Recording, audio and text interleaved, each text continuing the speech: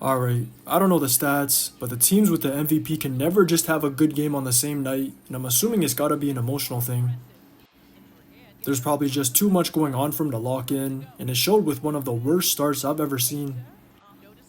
Some of it was the Storm taking away anything at the rim to keep the Aces in their slump, but they didn't capitalize as much as they should have, and just off the momentum throughout the first, it should have been at least a 15-point lead minimum.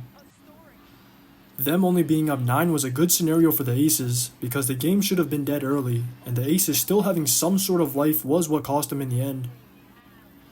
From the second onward, it was obvious the Aces' defensive pressure turned up, and it was just a matter of time before the Storm lost the game.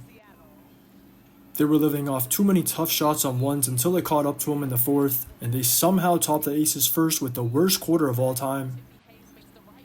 I've never seen a team not make a single bucket, and the only reason they even scored 2 points was because of a soft whistle on Jackie. But all the credit goes to the Aces for their course correction and understanding they needed to lock in on defense when shots weren't falling. That's the definition of championship DNA, and their stops were what ignited their offense throughout the night. It started with that unit of Chelsea, Tiff, and Alicia in the second, and there was a clear rhythm established for those three.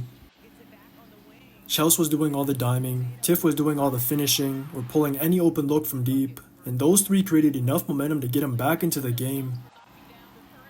That just set up A'ja to do what she did in the third, and as impressive as the scoring was, it was even more impressive to see their defense not waver once.